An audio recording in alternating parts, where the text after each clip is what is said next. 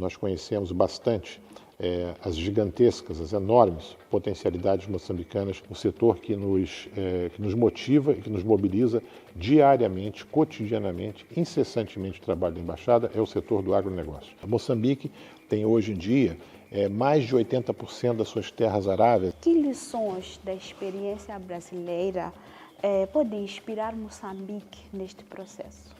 Nós temos vários empresários do setor de agroenergia interessados em investir em Moçambique, que o Brasil tem um papel particular, específico e privilegiado nessas relações com Moçambique, por tudo que nos aproxima, pelas experiências. Gostaríamos muito de nos conectar, nos ligar para Moçambique.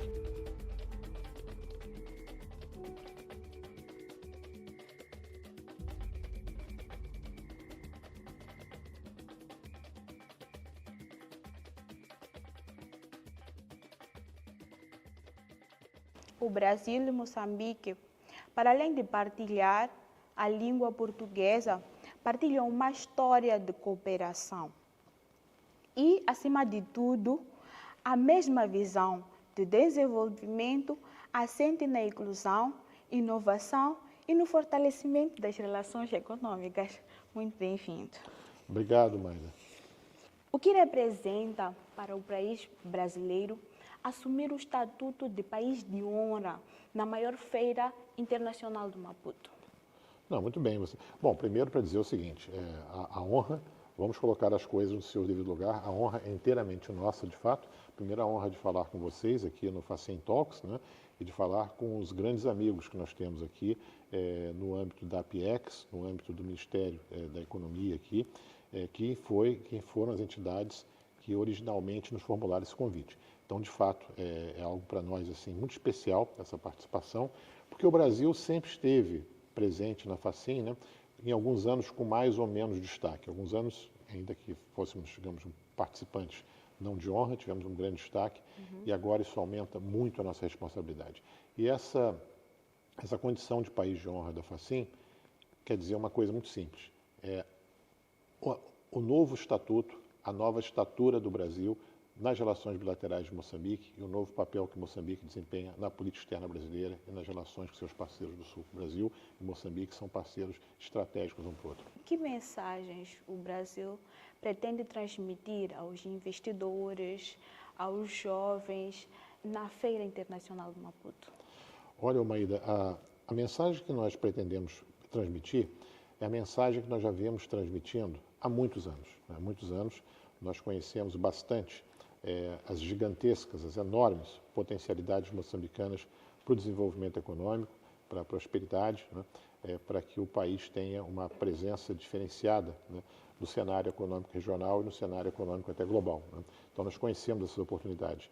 E a experiência que nós temos, que nós queremos transmitir, é exatamente indicar que oportunidades e possibilidades são essas, nos diversos ramos e setores econômicos. Mas a mensagem também é uma mensagem que é claro que há um caminho grande a ser percorrido para que nós possamos realizar esses objetivos. Então, nós falamos com muita transparência com os empresários brasileiros e, primeira coisa, que eles possam conhecer esse ambiente de negócios de Moçambique. Então, essa é a grande mensagem. Então, durante a Facem e já agora, antes da preparação da Facem, nós temos procurado transmitir essas condições e a nossa preocupação é após a Facem, que esse conhecimento se transmita e que ele se reverta, de fato, em ações concretas, como investimentos, como parcerias, como processos de parcerias para o desenvolvimento. Que setores da economia brasileira estarão evidentes nesta edição da Facem? Os setores econômicos, assim, nós temos uma participação já com Moçambique, um diálogo. Em todos os grandes setores econômicos, nós podemos dizer que nós temos alguma coisa a conversar, a dizer, né? Curiosamente, por exemplo, vou até dizer o que nós não temos muito agora, né? Nós temos alguma participação muito modesta, pequena na mineração, mas nós já tivemos, o Brasil já foi o país que mais investiu em Moçambique, até poucos anos atrás, a partir da Vale, né? E, então, esse é o setor que, curiosamente, nós não temos, digamos, tido uma aproximação muito expressiva, né, com os investidores brasileiros dessa área. Mas todos os demais setores, nós vamos falar, digamos, do principal, o setor prioritário, o setor que nos motiva e que nos mobiliza diariamente, cotidianamente, incessantemente o trabalho da embaixada é o setor do agronegócio.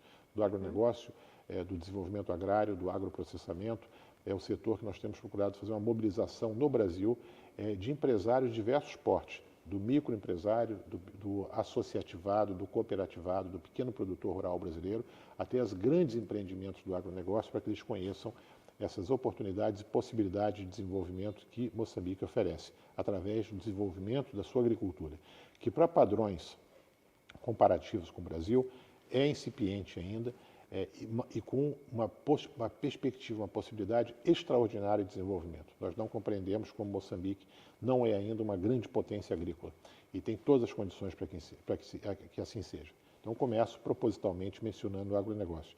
Mas nós temos o agronegócio, o agrodesenvolvimento e o cooperativismo agrário envolvendo especialmente também o foco nosso a Machamba, é o pequeno produtor rural moçambicano, que ele se beneficie também de um grande projeto de desenvolvimento nesse setor. Mas nós temos outros que nós trabalhamos de maneira com muito afinco, com muito empenho, inclusive indústrias de alto valor agregado, como por exemplo a indústria farmacêutica. O Brasil teve um papel destacado, preponderante, na constituição do Laboratório Farmacêutico Moçambicano, que é a Sociedade Moçambicana de Medicamentos. Nós nos afastamos por diversas questões, quer dizer, que são complexas a considerar, mas nós gostaríamos muito de retornar para que o Brasil pudesse participar com Moçambique, não só da ampliação de mercados, quer dizer, eventualmente para produtos brasileiros, mas principalmente para que nós possamos ter uma responsabilidade, uma participação diferenciada na produção desses medicamentos.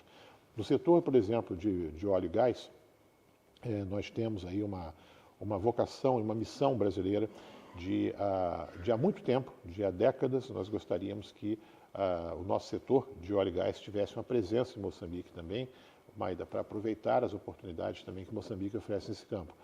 E então nós temos tido recentemente conversas com a maior empresa de petróleo brasileira, a Petrobras, junto com a NH, há conversas preliminares, mas já, digamos, entendimentos bastante expressivos e avançados, digamos assim, na direção dessas conversas. Nós queremos também ter uma participação importante, conversamos no Brasil com empresas do setor de infraestrutura, do setor de agroprocessamento, alguma coisa em turismo, que a gente tem tentado falar, que o setor aeronáutico é um setor fundamental, no que diz respeito a não só a questão dos serviços das rotas aéreas em si, mas a participação de empresas brasileiras na modernização e no aumento da competitividade desse setor aéreo que está acoplado com o setor do turismo. Então, eu estou lhe mencionando o setor de saúde. O setor de saúde, há 3 semanas tivemos a visita do ministro da Saúde do Brasil, Alexandre Padilha, que se conecta com a questão dos medicamentos, já falamos, mas existe uma série de outras indústrias do complexo industrial da saúde, na prevenção e atenção à saúde, que nós também já temos uma participação e queremos ampliar muito. E essas visitas, essa interação, ela tem sido muito, muito rica, diária e cotidiana. E até setores como, por exemplo, que normalmente não se presta muita atenção, como o setor das indústrias criativas, setor de cultura, setor de produção de conhecimento, de se fazer negócios e de se criar riqueza a partir da diversidade cultural, das manifestações culturais, da identidade cultural moçambicana e brasileira. Estamos tendo hoje um grande seminário sobre indústrias criativas em Moçambique, do qual dirigentes brasileiros e as pessoas mais experientes do setor estão discutindo possibilidade de cooperação. Então, nós falaríamos aqui, Maida, quase a noite toda, se fôssemos falar dessas oportunidades que estão sendo desenvolvidas. E nós temos trabalhado com muito afinco, com muita esperança e com muita convicção na aproximação desses setores empresariais. E aí vou deixar essa mensagem, podia ser dada em qualquer momento dessa entrevista, mas é uma mensagem fundamental. Nós não acreditamos no Brasil na possibilidade de desenvolvimento no país, nenhum país, desenvolvimento sem a participação do setor privado. Nós não, do setor empresarial, do empreendedor, seja ele pequeno, seja grande, nós não acreditamos. Então é essencial que o empreendedor brasileiro se associe com o moçambicano para nós podermos seguir adiante essa grande aventura que é o desenvolvimento do país. Okay. O que as famílias moçambicanas, jovens, empreendedores e investidores vão encontrar no stand do Brasil? O stand, eu aproveito para fazer uma digressão sobre justamente a FACEM em si. No stand nós estamos ainda trabalhando com afinco. Eu vou lhe dar um exemplo. Na FACEM 2024, foi a 59ª, Nós tivemos aí uma outra grande honra, né? O Brasil foi escolhido como o país com o melhor stand estrangeiro, né, da Facint, era um stand muito bonito em 2024, e nós tivemos ali naquela ocasião umas 50 empresas, né? Então, eram empresas de diversos setores, tivemos seminários empresariais, tivemos aí atividades relacionadas, né? Então, o que nós esperamos nos stands é a participação das empresas. Eu tenho trabalhado pessoalmente para que a gente procure, primeiro, atrair as grandes empresas brasileiras, que são as chamarizes, né? São empresas âncora de grandes projetos de desenvolvimento econômico, industrial, produtivo. Mas nós teremos também empresas de diversos portos, né?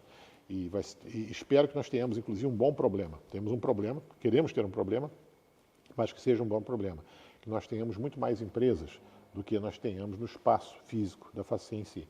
Mas isso, de algum modo, ele é facilmente solucionável, porque, como eu disse no começo da nossa conversa, a preocupação nossa não é tanto com a Facim. A Facim é uma espécie de ponto de referência essencial, dos mais prestigiosos, é a grande vitrine econômica de Moçambique para o mundo, e a partir dessa vitrine, no qual nós convergiremos a participação dessas empresas brasileiras, nós queremos que elas não se foquem na Facim, mas se foquem no pós-Facim. Então, todas as empresas, estejam presentes nos estandes ou não, nós vamos querer ter um projeto de mobilização para que elas participem do processo de desenvolvimento de Moçambique. Isso vai requerer negociações, vai requerer condições, vai requerer estratégias, né? Mas nós estamos prontos para esse desafio. E na sua visão, ou na sua opinião, que ações devem ser levadas a cabo para elevar a parceria econômica entre Moçambique e Brasil a um novo patamar? Muito bem. As relações comerciais são muito modestas ainda. As relações comerciais em si, nós temos uma corrente de comércio que ela é muito pequena comparativamente ao que nós podemos fazer, que é uma corrente de comércio inferior a 100 milhões de dólares, né, uma coisa assim muito pequena. Tem países, né, que já ultrapassa $1 bilhão, né? Então, o Brasil está ainda muito aquém, muito atrás nessa questão das parcerias comerciais propriamente ditas, né? Mas, por outro lado, o Brasil tem um estoque de investimentos importante, né? Já foi o maior investidor, essas coisas são meio cíclicas, né? Por outro lado, nós dizemos que essas relações econômicas, no estágio que elas estão agora, elas estão num processo de maturação muito rápida, e a grande alavancagem desse processo de maturação das relações econômicas e comerciais brasileiras foi a visita de Sua Excelência o Presidente da República do Brasil, o presidente Lula, no ano passado. Essa visita ela foi extraordinária porque ela deflagrou, a partir daí, claro que já havia um potencial e havia um trabalho grande em todos os setores que eu mencionei. Em todos os setores havia negociações, havia avanços, havia consultas, né? Estudos de mercado, estudos de viabilidade, né? Havia estudo das condições, né, normativas para esses investimentos. E a visita do presidente Lula, ela acelerou em 10, 20 vezes, não sabemos, esse processo. Tanto que, nos dias que seguiram a visita, por isso que eu lhe digo que é muito importante o após, não durante. Logo após que o presidente Lula saiu, voltou ao Brasil, terminou uma visita apoteótica, histórica aqui, em Moçambique, em novembro do ano passado, os grandes setores econômicos brasileiros começaram a conversar imediatamente. Tivemos visitas de altas autoridades moçambicanas ao Brasil, e nessas visitas de altas autoridades eu sempre procuro, em conversas com a chancelaria brasileira, com o Ministério das Relações Exteriores do Brasil, com os órgãos do governo brasileiro, estimular que essas parcerias também tenham uma interação, que a interação nossa é de Estado a Estado, é de governo naturalmente, mas que nós envolvamos e procuremos mostrar a disposição e o potencial das empresas brasileiras em participar. Então, esse contato no nível governamental de alto nível já gerou uma aproximação muito grande com os setores econômicos estratégicos dos dois países. E, além disso, a própria visita, ela deflagrou um processo de consultas entre as empresas, né? Então, por exemplo, nós não teríamos, houve uma aceleração muito importante, por exemplo, das negociações do Brasil, das entidades aeronáuticas brasileiras, regulatórias e empresariais, com as equivalentes moçambicanas. Tivemos já uma aproximação e diálogos muito importantes no que diz respeito ao setor de gás, né? Quer dizer, você mencionou, Moçambique será aí um dos hotspots globais, né, da produção de gás, e nós nunca não entendemos por que o Brasil, de algum modo, demorou tanto ou não participou desse empreendimento. Isso foi retomado 2 semanas após o retorno do presidente Lula, já houve videoconferência de consulta sobre isso. E no setor farmacêutico, mesma coisa. Tivemos reuniões, inclusive nós tivemos um dos aspectos das muitas visitas realizadas de lado a lado. Nós, por exemplo, na visita de Sua Excelência, a chanceler de Moçambique, a embaixadora Maria Manuela Santos, na visita ao Brasil, na visita de alto nível, após as recepções de Estado e as visitas com o chanceler Mauro Vieira, o seu homólogo. Ela teve uma grande agenda com o setor privado brasileiro, inclusive com o setor farmacêutico, que foi algo também notável, né, admirável e talvez, não sei se é inédito necessariamente, mas de certo modo incomum, né?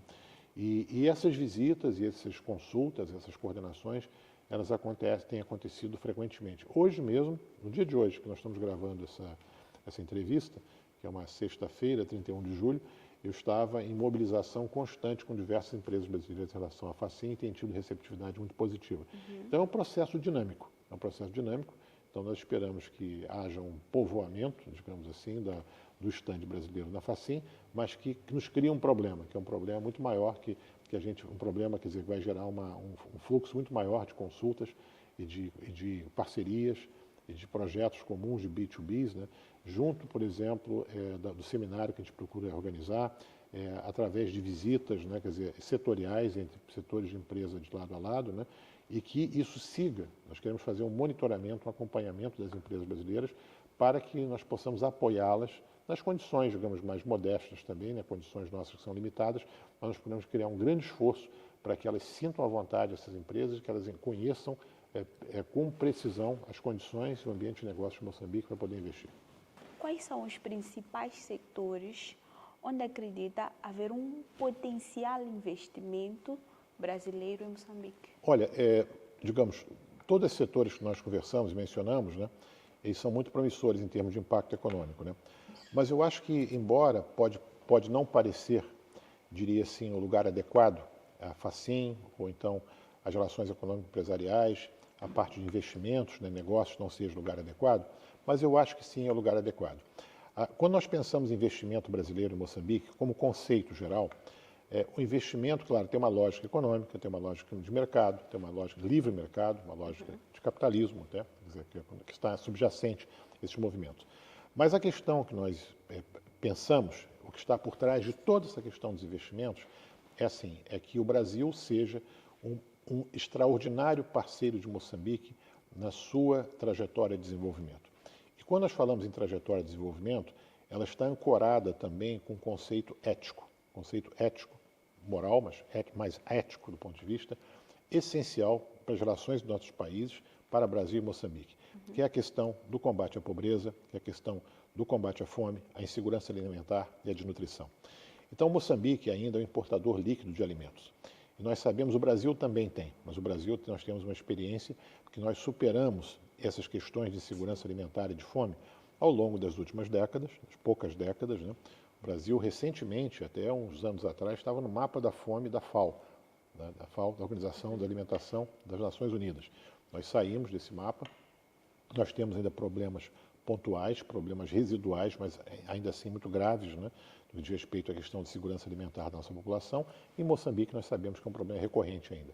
Então, os nossos investimentos econômicos, empresariais, lucrativos, né, têm que estar direcionados, nós procuramos fazer que sejam direcionados para enfrentar esse flagelo que é um desafio ético.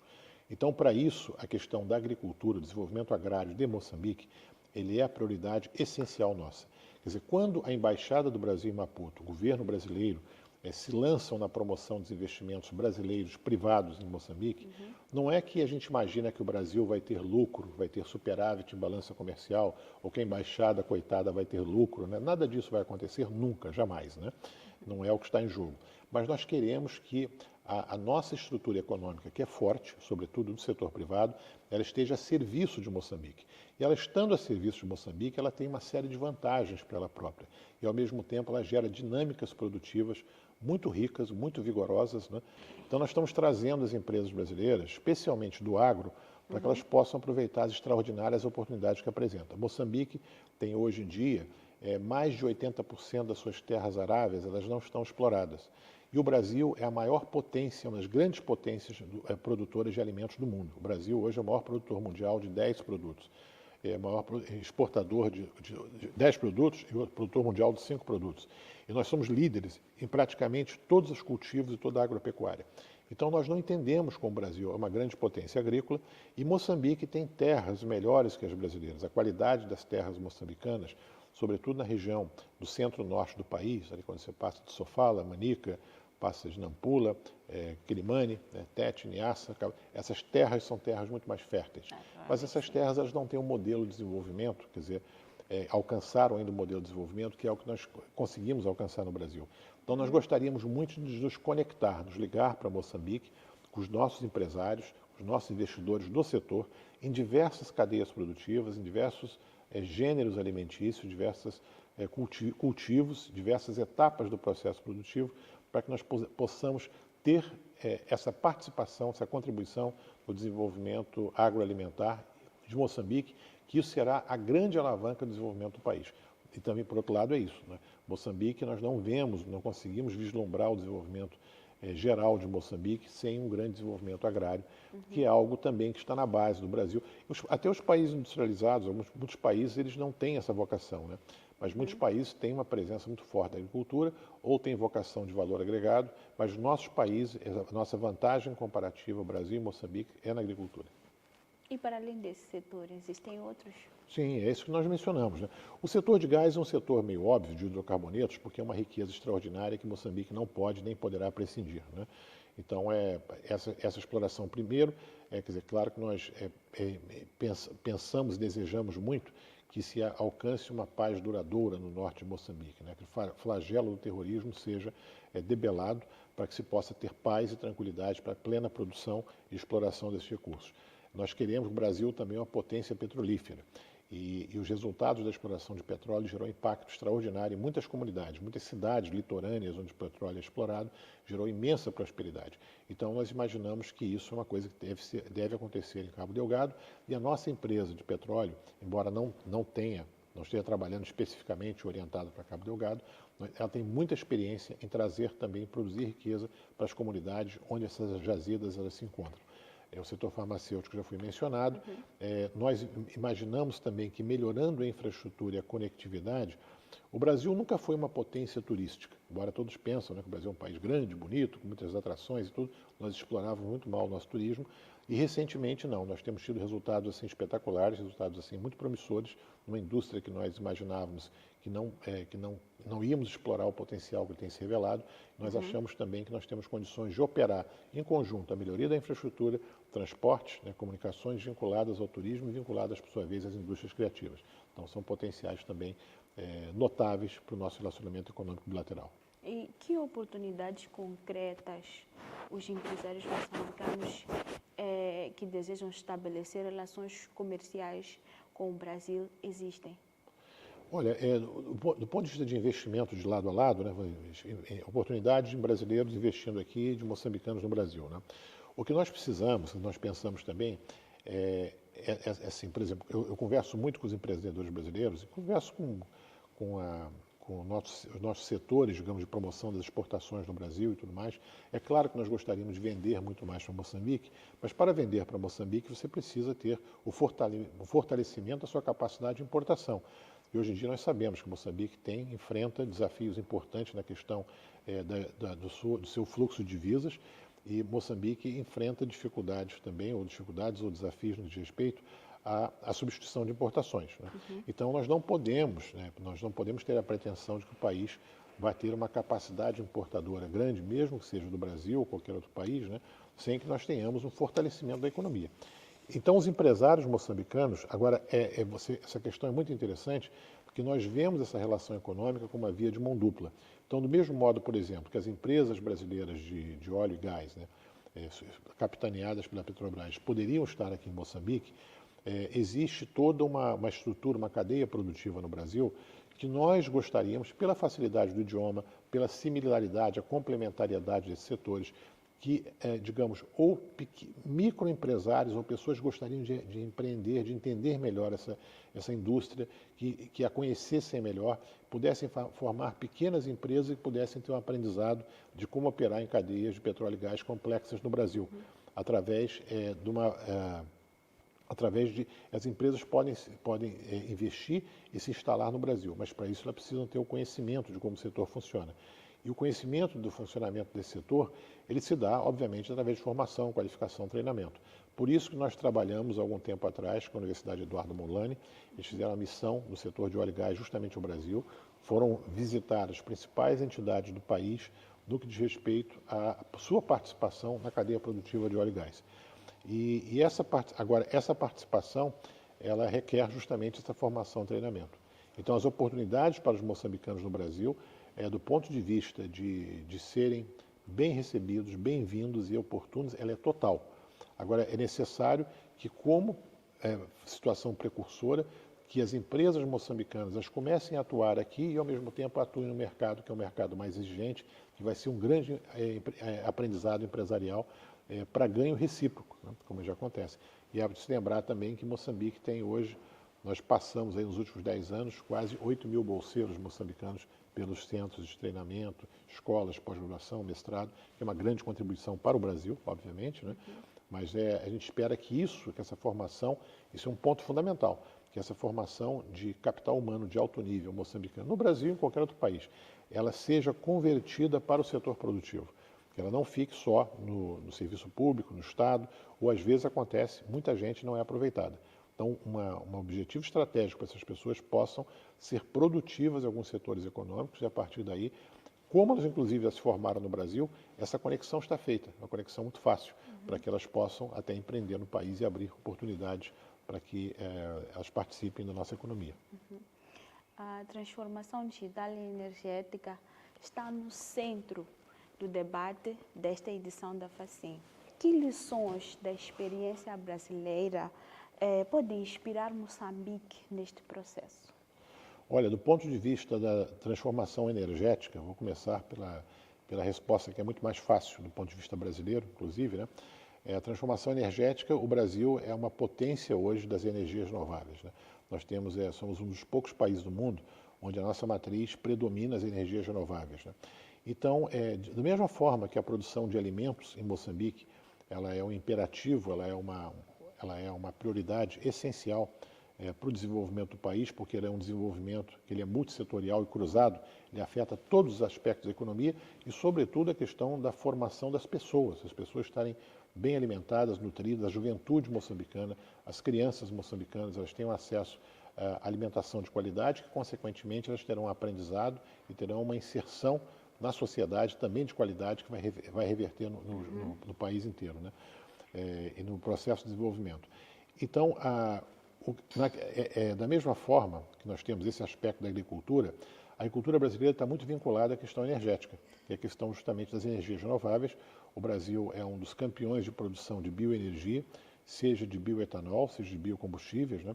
Nós temos, o Brasil hoje, as nossas centenas de biorefinarias, que nós transformamos açúcar, transformamos milho, transformamos mamona, transformamos jatropha em biocombustível. Então, de forma que hoje a quase totalidade dos automóveis brasileiros hoje ou são automóveis flex, ou são automóveis movidos a álcool ou a gás, né? Então nós tivemos uma grande substituição por conta desse setor. Então o Brasil tem uma experiência muito grande nisso e nós, obviamente, estivemos sempre prontos em primeira mão a trabalhar com Moçambique, não só no que diz respeito a parcerias para o desenvolvimento do setor com apoio técnico do Brasil, como também de investimentos. Nós temos vários empresários do setor de agroenergia interessados em investir em Moçambique, queremos ver se trazemos para a FACIM. E mais importante do que trazê-los para a FACIM é que a FACIM seja uma plataforma para que aqui eles fiquem. Esse é o ponto, né? E nas outras modalidades de energia também.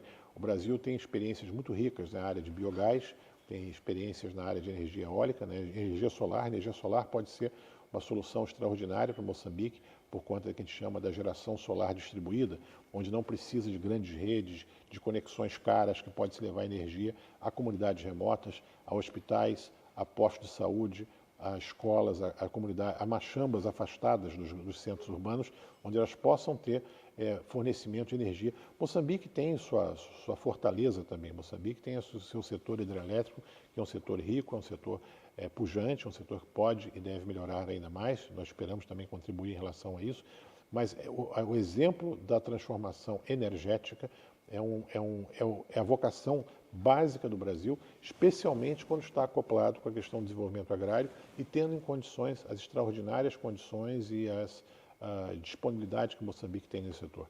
E quanto à transformação digital, é algo também muito interessante. A transformação digital, nós não podemos vê-la, e o Brasil tem trabalhado muito nisso também, né, como uma espécie de tecnologia que vai ser enxertada num determinado ambiente. É muito importante que a digitalização dos serviços públicos, por exemplo, de modo geral, ou do aprendizado, ela gere, juntamente com ela, uma espécie de transformação de mentalidade e uma transformação das formas de gestão, né? Então, por exemplo, se você tem hoje um processo, se você tem hoje um setor econômico, por exemplo, ou um setor do Estado, que seja muito burocratizado, não vai ser a solução digital, né, que vai resolver os problemas que se requerem de agilidade, de acesso, de atenção e respeito ao consumidor, de atenção e respeito ao cidadão, de respeito a serviços mais eficientes, serviços mais rápidos, né? Serviços de qualidade. Isso tudo também requer, claro, uma transformação conceitual dos serviços. Então, nesse aspecto, o Brasil, nesse aspecto qualitativo, o Brasil tem trabalhado com Moçambique de maneira... nós já estamos, por exemplo, acho que nós temos aqui hoje 47 projetos de cooperação bilaterais Brasil-Moçambique em andamento. Vários deles têm muito orgulho. Esse é um dos que eu gosto muito de citar, que é um projeto de modernização da justiça moçambicana. Que a gente fala de digitalização é a mudança de conceito. Não é digitalização do processo de papel ou digitalização dos processos, que no Brasil é excessivamente burocrático, no Brasil é um dos países mais judicializados do mundo, mas toda a processualística, toda ela é digital e os procedimentos e a mentalidade de como esses processos são tramitados, ela passa pela digitalização. Então, você não só implanta uma tecnologia, mas você tem também uma transformação conceitual, uma transformação que ela é cognitiva do analógico para o digital. Então, é uma transformação que é claro, isso não se faz também da noite para o dia, mas já avançamos muito no Brasil em relação a isso também. E nós achamos que a Facim pode servir de espaço para debate sobre a digitalização, não como tecnologia, não como uma forma de transmissão de dados ou de transmissão de conhecimento, mas que ela seja um espaço onde possa ser feita uma reflexão sobre o tipo de serviço público, sobre o tipo de relação econômica, sobre o tipo de qualidade dos investimentos que o país quer ter a partir do uso dessa tecnologia. Pode falar um pouco desse projeto de transformação digital do setor da justiça? Sim, é um dos 40 e tantos projetos que nós temos aqui. Ele é um projeto que ele tem reunido, de um lado, o Ministério da Justiça do Brasil e a nossa Corregedoria Nacional de Justiça, junto com o Ministério da Justiça, Assuntos Constitucionais e Religiosos de Moçambique, né? E nós temos trabalhado isso com o Instituto IPAG de Assistência Jurídica, também o Centro de Formação e Treinamento Judiciário de Moçambique. Nós temos trabalhado no sentido de procurar trazer os fundamentos desse grande projeto brasileiro de digitalização, que se chama de Justiça 4.0. E a Justiça 4.0, ela criou no Brasil, no país, não só a questão da implantação da tecnologia, como foi dito, mas uma grande transformação de mentalidade. Então, hoje, a digitalização de serviços públicos, né, e ela tá avançando na direção de outros segmentos, né, como, por exemplo, da medicina e do ensino à distância, né, quer dizer, de outros setores, né, do serviço público, né, de maneira muito natural, aceita pela sociedade. E, sobretudo, que ela tem a ver com acesso, a facilitação de acesso, claramente, né, mas é aquilo, não adianta se nós temos uma tecnologia moderna, mas ainda com institutos ou com procedimentos arcaicos. Então, a modernização ela alcança da forma dupla. Mas o Justiça 4.0, ele é a digitalização de todo o país, do ponto de vista dos trâmites judiciários, e nós esperamos que esse procedimento, que essa experiência, completamente adaptada à realidade moçambicana e de acordo com as demandas de Moçambique, de acordo com o nosso entendimento, o nosso aprendizado dessas condições de Moçambique, nós estamos aprendendo também nesse processo, que nós possamos contribuir, unir uma coisa a outra, né? Então, nós achamos muito promissora essa parceria, né? E que ela tem um potencial de alcançar todos os setores da vida social do país. E como é que esse projeto pode beneficiar os moçambicanos? Na prática, você tem, por exemplo, fica muito mais simples, né? Você, por exemplo, você quer instaurar um processo, por exemplo, quer fazer uma petição, ou seja, um advogado, ou você mesmo, como cidadão, você quer fazer uma petição a um órgão público, alguma coisa assim. Essa petição, ela funciona, por exemplo, como seja... Por isso que a questão é conceitual, não é só tecnológica. Tem uma questão que se utiliza como se fosse uma tecnologia de blockchain. Então, quando você entra num pedido, né, uma petição qualquer, né, no judiciário, essa petição ela é feita de maneira eletrônica. Ao ser feita de maneira eletrônica, tem prazos que essa petição tem que ser apreciada. Então, se ela não é apreciada, a autoridade a qual foi dirigida, ela tem que responder e tem que dizer por que não está sendo apreciada. Então, isso, inclusive, por isso que o projeto no Brasil, ele é capitaneado não pelo Ministério da Justiça do Brasil, mas ele é capitaneado pela nossa Corregedoria Nacional de Justiça, que é o órgão fiscalizador, justamente, das instâncias judiciárias brasileiras. Então, nesse aspecto, você tem elementos ali de responsabilização no caso de negligência à atenção. Então, isso cria um processo mais automático, onde o acompanhamento do cidadão ou da cidadã e a forma que se tem de controlar a tramitação do seu pedido, isso no caso do judiciário. Né? O judiciário, então, evita, por exemplo, você estar num lugar distante, né? Você não tem menor acesso. Imagina que você tem que pegar um chapa 100 aí para atravessar uma província inteira para ter acesso a um processo judicial que dependerá da disponibilidade de um agente qualquer do judiciário, ou um auxiliar de justiça, ou qualquer um desses funcionários, para que você possa receber sua demanda e tramitar, não se sabe quanto tempo, em condições pode ser feito. No momento que aquele é registrado, é que ele tem uma certificação digital. Então o Brasil trabalha não só na arquitetura desse processo de justiça, mas nos processos de certificação digital também, que pode ser feito com biometria, pode ser feito com reconhecimento facial, pode ser feito com diversas formas, que você cria essa identificação automática dessa demanda e o Estado tem que atender. Nós sabemos que, claro, o Estado tem recursos limitadíssimos, recursos humanos, inclusive financeiros e tudo mais, obviamente nós sabemos disso, mas isso facilita esse fluxo, ele reduz custos, aumenta a produtividade e eficiência, né? E, ao mesmo tempo, ele cria uma situação onde o Estado não pode escolher também a qual que eu vou atender primeiro, não vou atender primeiro. Tem as varas, né, de atenção, né, diversos tipos de especialização na justiça, mas existe um fluxograma que ele precisa ser acompanhado. E no Brasil é um país que nós temos aí mais de 1 milhão de profissionais do direito, que o Brasil é um país totalmente orientado em torno de questões jurídicas e judiciárias. Então é um processo que foi uma solução que ela chegou no momento certo, onde nós tínhamos um esgotamento, quase que um afogamento do nosso sistema judiciário diante de tantas demandas. O Brasil é um país que se faz muita demanda e esse foi uma solução que ela foi muito bem recebida e ela ajudou demais, né, na questão da solução de controvérsias, né, e inclusive com um efeito de coesão social, de melhorar a confiança na justiça, de melhorar a confiança nas instituições. Mas olha, eu vejo grande potencial dessas ferramentas em outras áreas, especialmente educação e saúde. Que inovação tecnológica pode aproximar ainda mais as empresas moçambicanas e brasileiras? Bom, a questão da inovação, vamos lá. Quando nós falamos em inovação, o conceito que está por trás de inovação é um conceito-chave, que é o conceito de competitividade. Né? Então, as empresas elas estarão mais próximas como elas se tornam mais competitivas. E aí nós temos que falar, digamos assim, das possibilidades que Moçambique oferece, né? E a interpretação que o Brasil pode fazer e a leitura que o Brasil pode fazer dessas oportunidades, como nós podemos participar. E Moçambique, da mesma forma, oportunidades de mercado brasileiras, aprendizado, né, recíproco, quer dizer, há setores brasileiros que são setores mais consolidados. Esse setor, por exemplo, de energias renováveis, é um setor onde pode haver um claro aprendizado de empresas moçambicanas em relação às brasileiras, para que esse seja uma indústria implantada em Moçambique.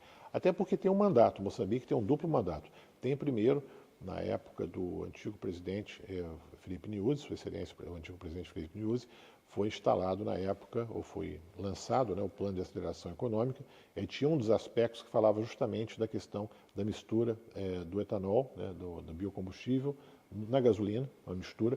Isso é fantástico e reduz a necessidade de importação, melhora a questão das divisas, né, é uma solução extraordinária. Né?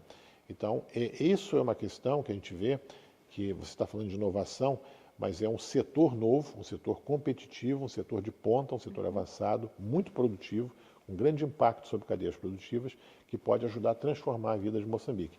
Então, nós queremos, quer dizer, que o Brasil participaria, essa grande inovação, digamos assim, é um investimento brasileiro, digamos, maciço no setor de etanol, de biocombustíveis, em associação com empresas moçambicanas, onde haja um aprendizado de empresas moçambicanas de como se situar de maneira competitiva nesse setor, isso já é uma grande inovação em si, e esse aprendizado, por sua vez, gera uma transformação produtiva de um setor que ele não é explorado. Sequer começou em Moçambique, sequer tem projetos, digamos assim, que a gente vê em condições em curto e médio prazo que esse setor possa desenvolver. Isso seria uma grande inovação.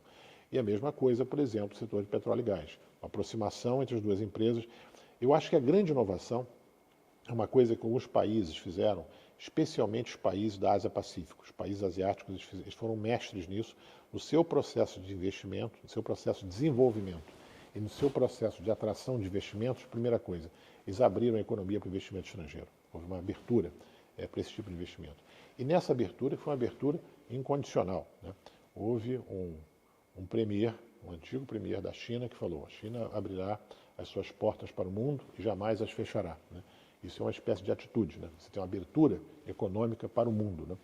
Nessa abertura econômica para o mundo, isso é um aspecto importante para Moçambique, que você poderia, por exemplo, imaginar que você faça parcerias tecnológicas onde haja transferência, absorção de tecnologia de forma de gestão, de modo que aquela competitividade de uma empresa brasileira X no setor Y seja absorvida e haja um processo de aprendizado, de parceria, onde as duas trabalhem em conjunto, e esse aprendizado faz com que uma empresa moçambicana seja líder com a parceira, e aí uma dinâmica econômica vai dizer a posição que ela vai assumir nesse setor. Todos os setores pode ser feito isso. Farmacêutico, por exemplo. Por que não há uma empresa farmacêutica? O Brasil era um país que, na década de... O Brasil tinha uma tradição importante na área de fármacos, na produção de bioequivalentes, moléculas, mas nós começamos muito recentemente a ter uma indústria farmacêutica de projeção global. Por que nós não temos também uma empresa moçambicana que possa se capacitar, produzir medicamentos, possa atender a demanda interna, possa exportar para outros países? Essa associação é fundamental porque ela gera esse processo de aprendizado em todos os setores da cadeia. Para isso precisa ter... Aí a questão da inovação está acoplada à questão da competitividade, e a questão da competitividade está associada à ideia de abertura. Vocês são bem-vindos, queremos trabalhar juntos, queremos desenvolver juntos. E é o que nós falamos. Do lado brasileiro nós falamos, queremos muito que vocês venham para Moçambique também, mas venham para Moçambique com parcerias, com transferência de tecnologia, com aprendizado, com associação, e todos os brasileiros, todos, nós falamos, assim, invariavelmente, entendem e adotam essa perspectiva. Da mesma forma, a inovação não é só em grandes empresas, é para trabalhar também com a machamba. Então, se eu quero fazer um desenvolvimento agrário, eu tenho que conversar com as comunidades locais, entender suas necessidades, entender suas peculiaridades, respeitar as suas culturas, respeitar a sua ancestralidade, mas ao mesmo tempo trazer uma proposta de aumento de produtividade e de competitividade para que haja um aumento da produção de alimentos, para que haja incorporação tecnológica, de gestão, parcerias. Uma empresa brasileira que quer trabalhar, bem-vinda, mas trabalhará com a machamba, transferirá conhecimento, gestão, tecnologia para a empresa grande associada e para a machamba também. Não é algo, digamos, muito difícil e inatingível de fazer. Pelo contrário. Agora, esse entendimento, essa troca e essa parceria, ela tem que ser montada com muita segurança, tem que ser montada com muita disciplina para que ela possa ter êxito. Uau. Na sua opinião, qual será o papel da inteligência artificial na digitalização da economia do conhecimento na próxima década? Exato. Bom, quando nós falamos em inteligência artificial, né, ela é um tema que ela tem interpretações para todos os lados, né? Tem interpretações distópicas, interpretações utópicas, né? Tem interpretações, inclusive, que ela gerará um enorme aumento de produtividade por um lado, né? Por outro, se diz que ela até, inclusive, pode propiciar determinados retrocessos em algumas questões, né? Se fala, por exemplo, que o uso excessivo dos algoritmos, né? Eles começam a reproduzir determinados vícios, né? E dificultam até o aprendizado em alguns processos, né? Então, não é uma linha, digamos assim, promissora, só utópica em todos os cantos, né? Quando nós falamos de inteligência artificial, na verdade, a inteligência artificial ela nem existe em si com esse conceito. O que existe é uma massa gigantesca de dados que é processada em tempo real, que é processada, nós estamos falando aí em terabytes, né? Estamos falando aí em petaflops, etc., processados simultaneamente, que dão respostas em tempo real. Essas respostas imediatas, que demorariam para as civilizações anteriores, né? Demorariam assim décadas para serem, digamos, ou anos ou décadas, isso cada vez encurta esse processo, né, de se buscar soluções para determinadas questões. Então, hoje o estágio da inteligência artificial, hoje que a gente fala de inteligência artificial geral, a inteligência artificial específica, o estágio dela hoje é de propiciar respostas em tempo real a questões mais ou menos, digamos assim, são de uso cotidiano nosso, nada de coisas muito complexas que nós imaginamos assim para, por exemplo, a questão de saúde, sim, já tem aplicações que são aplicações extraordinárias hoje, né? Por exemplo, na questão do desenvolvimento de moléculas mesmo, vacinas, hoje formar banco de dados sobre a incidência de cancro, por exemplo, né? Isso cria banco de dados que facilita demais o diagnóstico, né? O tratamento. Então, a saúde tem esses aspectos essenciais. Cálculo, engenharia, obviamente, né? Quer dizer, então, nós imaginamos aí todo tipo de operações matemáticas complexas, tudo isso facilita muito, né? Agora, nada, eu acho importante, assim, uma questão essencial que não substituirá, por exemplo, nós não podemos chegar e perguntar para a inteligência artificial, eu fazer um Google aqui no chat GPT ou no Meta, ou alguma coisa assim, fazer uma pergunta, como eu faço para desenvolver, para adotar uma estratégia nacional de desenvolvimento para Moçambique? Ela não vai dar uma resposta. A inteligência artificial, por mais que ela se sofistique nos próximos anos, sempre será muito vaga. Então, caberá aos decisores, caberá aos formuladores de política, caberá aos decisores ter justamente essa estratégia, e a inteligência artificial ela será um instrumento essencial, fundamental, e cada vez mais as pessoas terão que saber sobre isso, vai ser obrigatório para os miúdos, para as crianças entenderem melhor como isso vai impactar suas vidas, mas ela sempre será um acessório. Se você não tiver uma estratégia clara, uma meta, ela não vai te dar a meta que você quer chegar.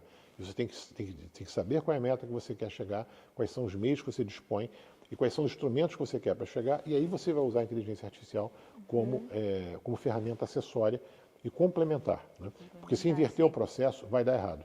Vai inverter o processo, que sentido? De maneira, vamos dizer assim, um pouco mais preguiçosa, né? Me dê a meta, me dê a estratégia, não vai dar essa estratégia.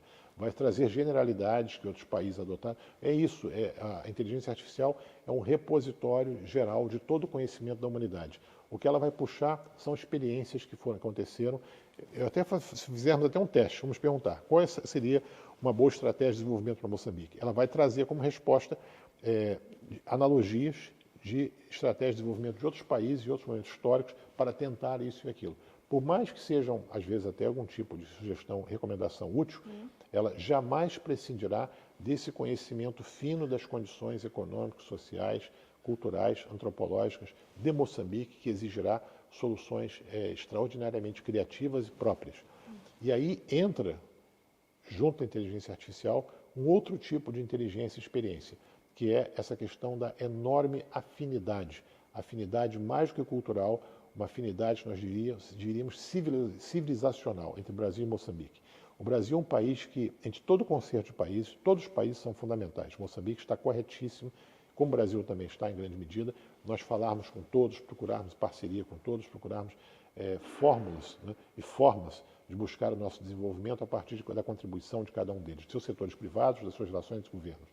Mas nós temos consciência que o Brasil tem um papel particular, específico e privilegiado nessas relações com Moçambique, por tudo que nos aproxima, pelas experiências. É claro que nós falamos do idioma, o idioma comum, claro que é uma vantagem extraordinária, mas há outros países que têm também.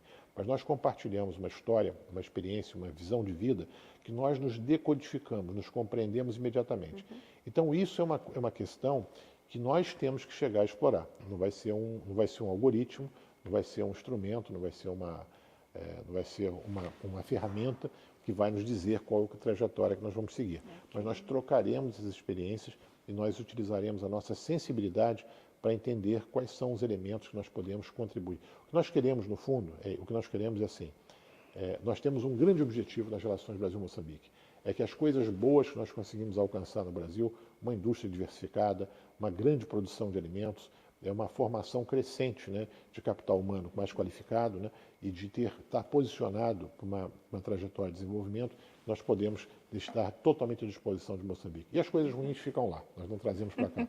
E isso, é claro, que essas experiências, essas tecnologias e esse ferramental da digitalização, da inteligência artificial, da linguagem natural, né, dos códigos hoje de processamento, tudo isso vai ser parte de uma estratégia, mas vai ser parte de uma forma de implementar essas ações.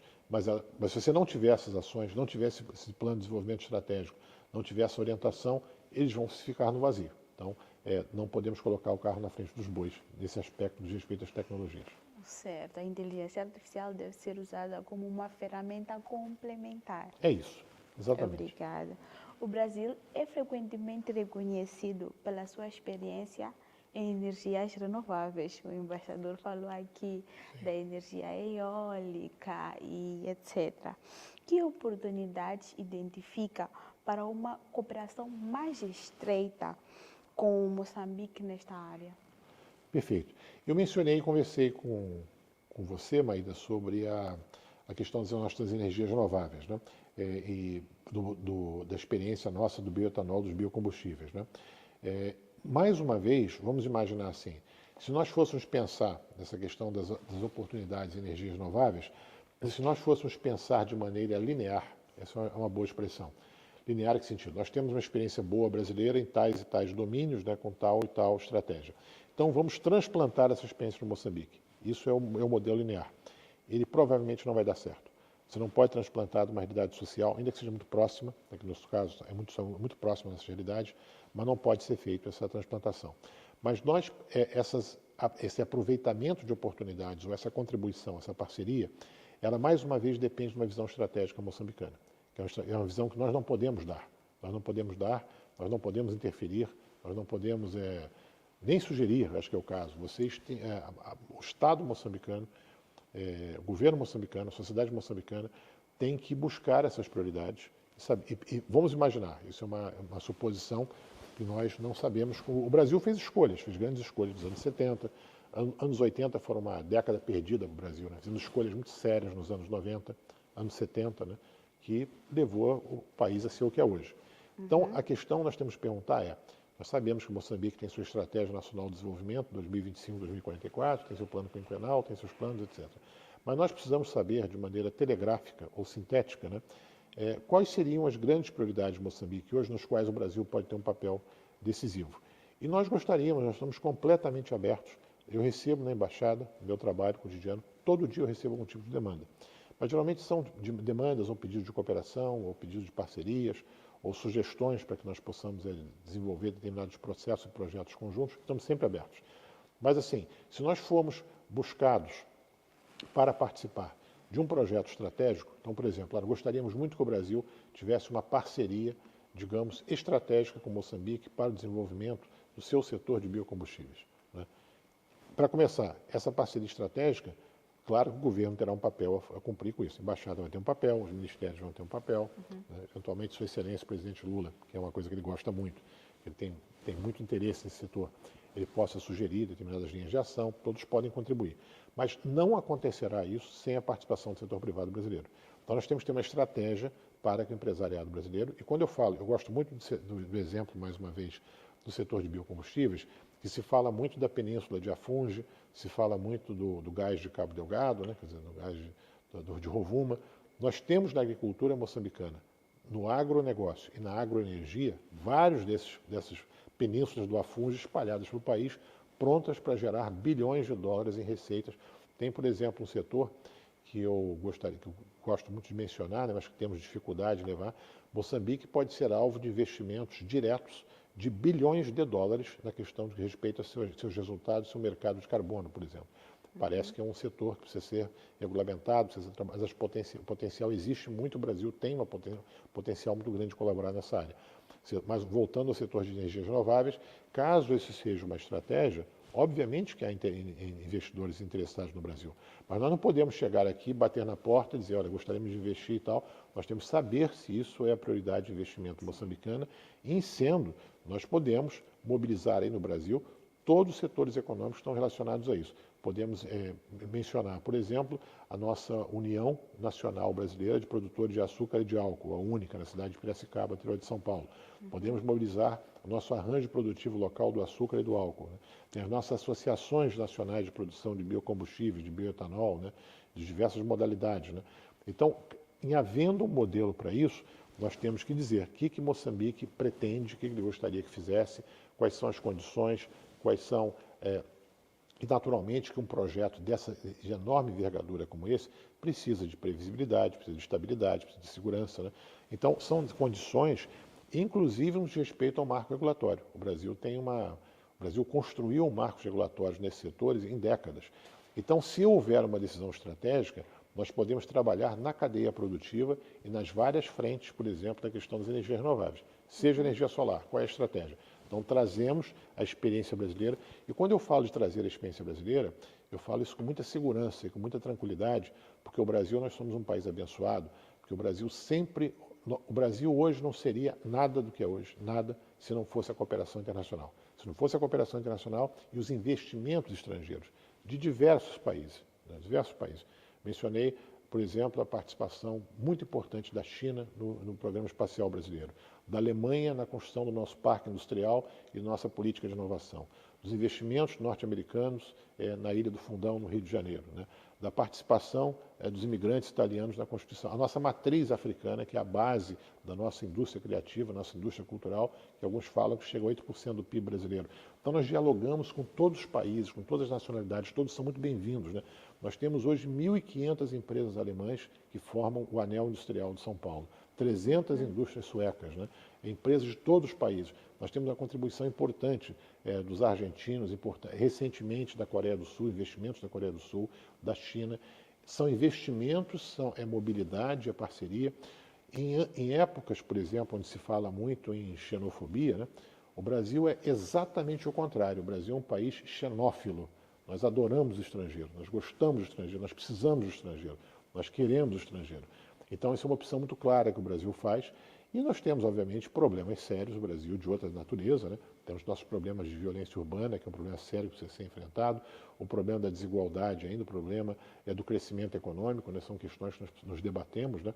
Mas nós conseguimos, digamos assim, um nível de coesão importante, conseguimos vias para o desenvolvimento que não são colocadas de maneira clara, porque o Brasil tem essa abertura, tem essa visão, e nós temos clareza em relação a onde nós queremos chegar e com que parcerias. Então, nós estamos prontos, 100% prontos a conversar. Não tem uma missão moçambicana, uma empresa, um pedido que tenha intenção de ir ao Brasil, estabelecer um programa de cooperação, que nós tenhamos, de algum modo, fechado a porta. Olha, isso aqui não dá, não é bem assim, não vai dar. Todos com abertura incondicional, disposição, tudo. Nós tivemos diversas missões no Brasil.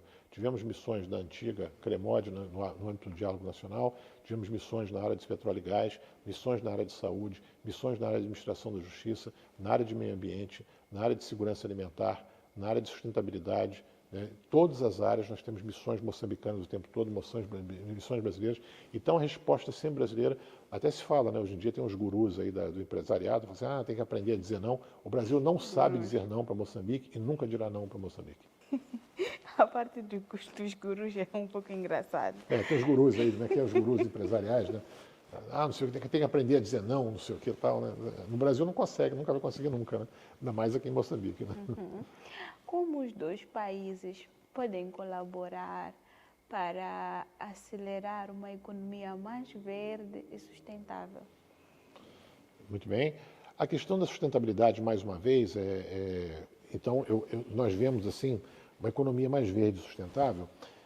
A economia moçambicana, ela é ainda em grande medida, ela é uma economia, apesar de ter uma participação agora, promessa, né, perspectiva de participação do gás muito grande na sua matriz energética, que também é um aspecto, né, que é um aspecto de baixo impacto ambiental, né? Mas a economia moçambicana, de modo geral, uma economia, tem uma participação de serviços importante, tem a questão do carvão, que é uma questão, claro, que não é verde, né? Aí é a parte pior, digamos assim, da não sustentabilidade da economia, é ainda a dependência do carvão. Mas, dito isso, essa contribuição, ela virá junto com o desenvolvimento de Moçambique. A definição de desenvolvimento, ela não pode se dar numa indústria que seja ambientalmente suja. Não haverá desenvolvimento aí, porque você vai ter impacto negativo nas comunidades, você vai ter impacto na saúde, vai ter impacto na produtividade, vai ter impacto na não inclusão, vai ter impacto na deficiência da formação dos sistemas educacionais. Então, obviamente, uma coisa está dissociada da outra. Você não pode pensar em desenvolvimento que não seja sustentável. É como a gente fala em filosofia, né, tem um termo que é uma contradição, é um oxímoro, é uma contradição em si mesmo, você pensar que você vai desenvolver sem pensar em sustentabilidade. E o Brasil, embora não seja um país desenvolvido ainda, como nós gostaríamos que seja, nós estamos num país num bom caminho, num bom rumo em grande medida, em outros nós estamos muito a desejar ainda, né? Mas é como nós pensamos naquilo em tudo que nós somos desenvolvidos, das grandes indústrias que nós criamos, né? E naquilo nós desenvolvemos bastante, é sempre pelo nível da sustentabilidade. E a principal questão, por exemplo, a nossa indústria automobilística, a nossa mobilidade urbana. A mobilidade urbana brasileira é uma mobilidade completamente limpa hoje. A frota de táxis brasileira, por exemplo, se chamam aqui de Yango, Viva Táxi e outros, né? Então, eu ia fazer propaganda da que eu gosto mais, mas vou ficar quieto. Mas, assim, a frota de táxi brasileira é toda ela gás natural liquefeito. Toda. São estações de gás que hoje indicam toda a frota brasileira. Então, quando nós pensamos em sustentabilidade, desenvolvimento verde, né? Então, por exemplo, se nós tivermos uma parceria com Moçambique na área de energias renováveis, na área de biocombustíveis, na área de bioetanol, e mais especificamente etanol anidro de milho, né, que tem maior eficiência e ajuda na segurança alimentar e energética ao mesmo tempo. Se nós temos uma participação disso, imediatamente vai reduzindo progressivamente a dependência de Moçambique das importações de hidrocarbonetos. Ao reduzir essa dependência, sobra mais divisas para o país comprar outras coisas, o preço dos produtos fica mais barato internamente, né, e ao mesmo tempo você emite menos, torna mais eficiente, melhora os índices de saúde. É um círculo virtuoso, que essa parceria entre Brasil e Moçambique podem criar nesse setor de biocombustíveis. Por exemplo, a experiência grande do Brasil em biogás também é uma experiência fabulosa, né, que você aproveita os rejeitos orgânicos que são despejados todos os dias, em todos os cantos. Estes rejeitos urbanos são reciclados, são tratados, são transformados em biogás. Esse biogás ele passa por uma usina termoelétrica de biogás, transformado em energia elétrica, e isso barateia o preço, retira poluentes do meio ambiente e gera renda para quem utiliza essa tecnologia. Energia solar, né? Então, isso depende muito do que nós estamos falando. São escolhas. Quando a gente fala de estratégia de desenvolvimento pressupõe uma escolha. E essa escolha, como na vida, né? Quer dizer, você tem um casamento no casal, você não vai dizer para a mulher, escolhe isso, faz aquilo, você vai torcer para tal time, você vai gostar de tal coisa. Você não pode falar nunca para a tua mulher isso, senão você vai levar vai levar um cartão vermelho da mulher, né? Não pode, e a mulher também não pode ficar exigindo muito do marido, senão as coisas não funcionam assim. Mesma coisa, Moçambique e Brasil é um certo casamento, né? Quer dizer, então, obviamente, a gente não vai dizer, olha, escolha isso, escolha aquilo, né? A gente espera. Quer dizer, quando você tem um casamento assim, né, que no caso de marido e mulher, né, que envolve amor, confiança, aquela coisa toda, entre países, mesma coisa, envolve confiança, envolve grande amizade, um sentimento genuíno. Assim, países não têm sentimentos, né? Quem tem sentimentos são os governantes, são os dirigentes, ou um pouco a trajetória histórica, a herança, né? A relação entre as pessoas. Isso gera afinidade, gera afeto, gera esse interesse. Quando você tem essa relação, você quer ver o bem do outro, né? Então, eu quero ver o bem do outro de Moçambique, né? Então, por exemplo, eu vou falar uma coisa. Se eu fosse doar a minha biblioteca de Moçambique, é um gesto de amor meu, digamos assim. Mas tem que ver, eu espero que as pessoas aproveitem. Se fosse causar um impacto, poderia ser, digamos, uma decisão no nível individual. Para o nível coletivo do Brasil, o que nós imaginamos que seria um gesto de profunda amizade, profundo empatia, carinho e desejo, é de ver o bem, ver o melhor para esse país, ver o melhor desse país naquilo que a gente pode fazer. E, por sorte, nós somos um país que temos, digamos, soluções ou respostas ou temos propostas que poderiam, digamos, ser muito bem aproveitadas e adaptadas. Acho que a palavra boa é essa de adaptação. Mas nós precisamos entender, eu acho que, apesar de ser uma embaixada aqui, que eu falo todos os dias com Moçambique, todos os dias interajo, e o presidente Lula vem aqui a Moçambique, acho que agora o presidente Chapo vai também, Sua Excelência o presidente Chapo vai ao Brasil. Temos interação, ministros vão toda hora para o Brasil, moçambicanos, brasileiros vêm para cá. Interação constante, frequente e cotidiana. Todo dia, não é toda semana, todo dia tem missão, todo dia tem essas questões. Então, nosso diálogo é extraordinário. Mas o que nós não temos ainda entre Brasil e Moçambique, curiosamente, nós temos muitos planos, muitos projetos, nós não temos um diálogo estratégico comum. Um diálogo onde nós pensamos assim, que papel... Porque quando um país como Moçambique busca a sua trajetória de desenvolvimento através do comércio, do investimento, das finanças, né, dos negócios, né, é claro que você tem que dialogar com todos. Não existe... Né? Exato, tem alguns, às vezes, alguns países que não dão condições ou não estão abertos, né? Mas acho que quase todos estão. Então não precisa ser necessariamente com o Brasil só, nem é o caso, nem se impõe isso. Nem que seja prefeito, mas nós temos vocações e vantagens específicas que precisam ser estudadas juntamente com Moçambique, onde o Brasil pode fazer a diferença no projeto de desenvolvimento.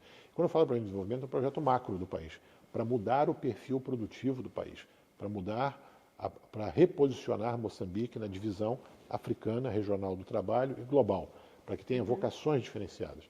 Então, é uma pergunta que Moçambique tem que fazer a si próprio. Então, eu gostaria muito que Moçambique fosse um dia uma potência em indústrias criativas. O Brasil tem uma contribuição importante a dar isso, outros países também têm. Talvez alguns países tenham até condições melhores que o Brasil, né? E muitas coisas, por exemplo, em desenvolvimento agrário, desenvolvimento de biocombustíveis, energias renováveis, dificilmente há poucos países que terão, digamos, a vocação que o Brasil tem nisso, né? O Brasil tem algumas vocações grandiosas, né? Por exemplo, na parte de saúde, na área de biomedicina, na área de energias renováveis, né? Na área de vacinas. Isso tudo nós temos condições de trazer o que tem de melhor, né? Outras coisas não tanto. Mas aquilo que se identifica que o Brasil pode ter essa parceria, essa responsabilidade, essa solidariedade, essa presença conjunta, né? É como ele disse, nós nunca vamos dizer não. Certo. O embaixador falou da falta de um diálogo estratégico. Que ações devem ser levadas a cabo para estabelecer esse diálogo estratégico? Nós temos, na verdade, para você ter uma ideia, Aida, nós tivemos, do ponto de vista diplomático, né, nós tivemos, foi no ano de 2004 ou 2007, não me recordo agora, foi 2004. Nós tivemos uma espécie de parceria estratégica onde nós prevíamos uma espécie de diálogo onde essas questões gerais sobre desenvolvimento, essas questões pudessem ser estabelecidas, né? Então, tivemos essa definição em 2004, vamos dizer assim, e só em 2025 que houve a primeira reunião. Uma reunião pequena, expressiva, né, com participantes de alto nível do Brasil, mas pequena, né? Mas isso não envolveu, por exemplo, essa questão, digamos, do desenvolvimento em sentido mais amplo, né? Quer dizer, então, essa discussão de setores, né? Nós precisaríamos ser convidados, digamos assim, em grande medida, né? Então, assim, como se disse, né? Esse assunto me interessa, me apaixona tanto que eu sei os detalhes em pormenor. Por exemplo, no dia 15 de novembro de 2023, né, que Moçambique estabeleceu a sua lei de biocombustíveis, que começaria a viger a partir de 1º de agosto de 2024, do ano seguinte. Então, dizendo, olha, nós temos aí, queremos começar com 2,5% de substituição do álcool, né, do álcool anidro na gasolina, isso vai subir gradativamente para 8%. Né? Então, por exemplo, nesse caso específico, se nós fôssemos chamados, né, quer dizer assim, nós fomos chamados, participamos de reuniões do Ministério da Economia na época, fomos convidados, o que nos lisonjeou muito, ficamos muito lisonjeados com isso, mas isso é um processo, digamos, de longo prazo, e um processo estratégico no seguinte, que todas as etapas, passos, nós seguimos juntos, né? E aí nós fazemos a mobilização também, com quem tem o capital, com quem tem o investimento, né? E uma outra coisa interessante, que nesse processo nós não precisamos estar sozinhos. Nós trabalhamos em triangulação com diversos países, trabalhamos com os bancos internacionais de fomento, com as entidades multilaterais de crédito. Quando nós falamos em colaboração, é procurar os melhores meios que nós temos para realizar determinados objetivos em Moçambique, né? E isso, já citei uma frase, digamos, de um líder chinês do passado, essa questão da abertura. Eu vou citar uma outra que eu gosto muito também, né? Eu repito muito essa frase. Não importa a cor do gato, o que importa é que caça ratos, né? Nós queremos que, para realizar o bem, o que é melhor, conversamos com todos e colocamos a nossa capacidade, colocamos o nosso conhecimento, a nossa expertise e a nossa experiência à disposição para alcançar esse resultado, né? Qualquer que seja a forma. Então, se nós formos mobilizados a isso, nós temos as soluções brasileiras, soluções que nós desenvolvemos ao longo de décadas de experiência. O Brasil é um país que tem mais de 200 anos de país independente, e nós vamos buscar isso também com outros parceiros, se for para realizar isso. E eu tenho certeza, e uma coisa puxa a outra, quando você tem, por exemplo, alguém com peso, com autoridade, com a respeitabilidade do Brasil, por exemplo, da produção de alimentos no mundo, o Brasil vai produzir este ano só de grãos, sem contar todos os alimentos. O Brasil vai produzir hoje perto de 400 milhões, 385 milhões de toneladas de grãos. Nós vamos produzir esse ano. Não, isso é a nossa produção de grãos para esse ano. O Brasil tem uma população de 210 milhões de habitantes. E nós alimentamos hoje mais de 1 bilhão de pessoas no mundo. Nós produzimos alimentos hoje 5, 6 vezes mais do que a nossa população, pelas nossas exportações, pelo nosso... Então, nós temos uma clara e evidente vantagem nesse aspecto. Vantagem competitiva, vantagem comparativa. E esse cabedal de experiência, quer dizer, se isso for, digamos, na medida que seja um plano estratégico para trabalhar conosco, nós queremos fazer essa mobilização.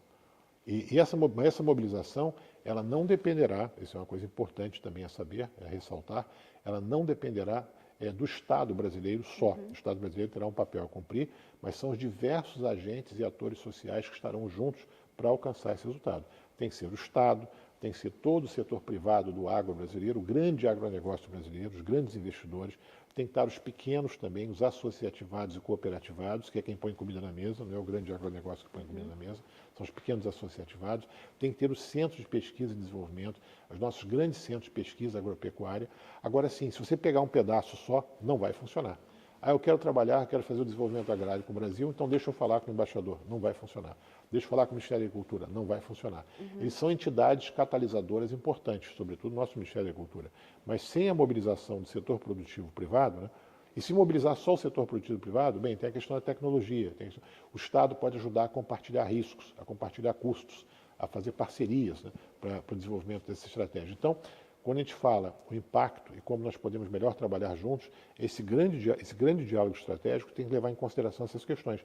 Quem são os atores sociais do lado de Moçambique? Quem são os atores sociais do Brasil? O Brasil é um país, por definição, um país muito descentralizado, né? Por isso até que nós recebemos no passado uma missão da Comissão de Descentralização da época, né? A CLEMOD, foram lá, conversaram com todo mundo, foram recebidos com flores, pompas, circunstâncias, tapete vermelho do Brasil, de tudo que nós gostaríamos de colaborar.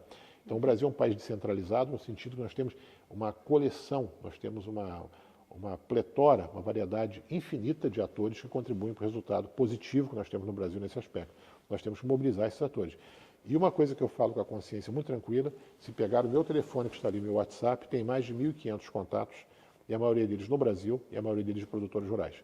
Eu estou em permanente contato com eles, e eles estão esperando uma estratégia. Quer dizer, a semana passada tivemos aqui a visita a Moçambique do principal produtor mundial de uma raça específica, uma variedade específica pecuária, né? Então, interessados, vieram aqui a Moçambique, conversaram com produtores rurais de Gaza, tiveram uma interação, tem questões promissoras que podem avançar, mas por mais importante que seja essa iniciativa, ela tem que se acoplar numa estratégia mais ampla, de aproveitar esse mar de oportunidades, literalmente. Moçambique, fala-se de quanto? De 40 milhões de hectares, né, de terras aráveis e agricultáveis que não estão sendo agricultáveis, com uma mão de obra jovem, uma mão de obra que tem condições de operar essa transformação, que pode ter acesso à tecnologia, de muita gente já treinada, que pode ter um treinamento contínuo, que pode facilitar o aproveitamento da água, que pode beneficiar as sementes, que pode fazer análise de solos, que pode fazer melhoramento genético, que pode fazer busca de mercados, infraestrutura. Então, um projeto desse, ele é estratégico nesse sentido. O diálogo entre os dois governos tem que saber quais são os parceiros que nós vamos encontrar na nossa sociedade.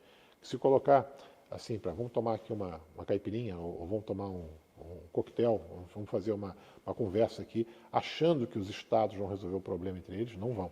Eles vão lançar o problema e vão fazer, como se fala aqui muito em Moçambique, né? É uma expressão muito boa que se usa em Moçambique, eles vão lançar o desafio. Mas tem que lançar o desafio e combinar com todos os parceiros. Esse é o plano estratégico. E é isso que é a minha visão, e é isso que eu tenho feito, mesmo sem ter um mandato para isso, sem ter uma orientação clara, eu tenho buscado, porque eu acho que um dia vai chegar essa orientação, e quando chegar essa orientação, eu estou com mais do caminho andado já percorrido. Na sua visão, sustentabilidade e crescimento econômico caminham juntos? São indispensáveis. Eu não gosto muito da expressão crescimento econômico. Crescimento econômico é uma expressão que ela é uma expressão parcial, e ela é um pouco, ela desvia um pouco do foco. Porque o crescimento econômico é assim, a economia cresce, mas a melhor do que crescimento econômico é desenvolvimento. O desenvolvimento econômico é bem mais importante. O crescimento Porque o desenvolvimento, ele incorpora a componente do crescimento e a componente da inclusão social, né? Então, essas são as duas questões. Se você tem um crescimento, às vezes você tem economias que crescem muito, né, mas não distribuem renda e não geram oportunidades, digamos assim, de aproveitamento dos frutos desse crescimento, dos frutos, né, da entrada de capitais. Isso é muito importante que se diga, né, porque, por exemplo, pode ser que Moçambique até se esperava, alguns anos atrás, chegou-se a falar que fosse crescer. Hoje o país que mais cresce no mundo é a Guiana, né, por conta justamente do petróleo e dos hidrocarbonetos. Se esperava que a Guiana tem perspectiva de crescimento de 9% ao ano, 10%, é um novo tigre que está surgindo do cenário econômico global, entre alguns outros, né. Então esperava-se que Moçambique também, né, antes das manifestações de 2024 e 2025, antes da Covid, né, um pouco logo depois da Covid, né, e, claro, os desastres climáticos, o país submetido, mas havia essa perspectiva de crescimento, né. Mas é um crescimento, por exemplo, num grande projeto, né, quer dizer, e é claro que ele só faz sentido, obviamente, quando beneficia a população e incorpora a questão, né, da inclusão social. Então, o desenvolvimento é melhor do que a ideia do crescimento. Então, mas junto com a sustentabilidade, não é que elas são compatíveis, são relações de necessidade, são relações obrigatórias, não relações de afinidade só, de proximidade, né? Mais uma vez por isso, né? Quando nós falamos em exploração predatória, ela não gera desenvolvimento porque, primeiro, você está cobrando um preço para gerações futuras. Se eu começo a explorar de maneira insustentável, predatória, as nossas florestas, nossos aquíferos, nossos recursos hídricos, né? Nossos recursos minerais, que seja, ou então uma exploração de agricultura que não seja de precisão, né? Agricultura que não seja uma agricultura sustentável, agricultura que nós chamamos agricultura de baixo carbono, por exemplo, né? Você está criando condições que você está impedindo o acesso ao desenvolvimento de gerações futuras, então aí elas de cara não são sustentáveis nesse aspecto mais de médio prazo. E quando nós falamos também desse ponto, toda atividade que ela não é de econômica, de crescimento, desenvolvimento econômico, que não seja, aliás, os componentes do desenvolvimento nem deveria se falar mais em desenvolvimento sustentável. Essa ideia de desenvolvimento sustentável, ela surgiu porque no século XIX, né, no grande desenvolvimento do capitalismo no século XIX, após a industrialização do final do século XVIII e século XIX, se tinha um modelo claramente que ele era predatório, que chamava até do capitalismo, aquele sem matiz, o capitalismo virulento, né, exploratório, aquela coisa toda, monopolista, né? Então esse era um capitalismo que ele era zero sustentável, era um capitalismo agressivo chamado capitalismo selvagem. Então daí se criou a ideia de capitalismo de desenvolvimento sustentável, porque você imaginava que poderia haver um desenvolvimento econômico com forças de mercado, né, mas em contraposição àqueles que não fossem, digamos, sustentáveis.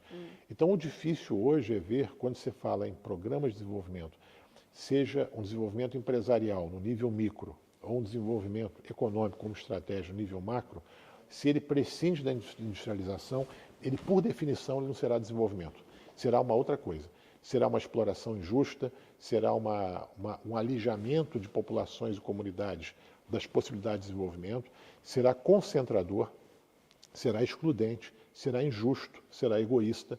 Então a sustentabilidade, ela por definição, ela faz parte do conceito de desenvolvimento. O crescimento não, você pode ter um crescimento não sustentável, né? E você pode ter aspectos de sustentabilidade sem crescimento. Mas quando se fala de desenvolvimento, ele junta os três conceitos. Conceito de crescimento econômico, claro, porque o desenvolvimento pressupõe que haja mais riqueza, que o país produza mais riqueza e torne acessível a sua população. E ao tornar acessível, se traz à baila o processo da inclusão.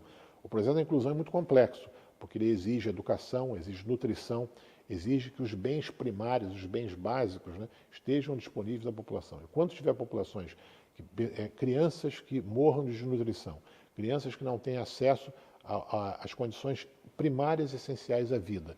E depois crianças um pouco mais desenvolvidas, as crianças de 5 anos, 6, não têm um acesso básico à educação. A educação é crucial, é crítica, porque a educação é que vai te dar condições de escolha.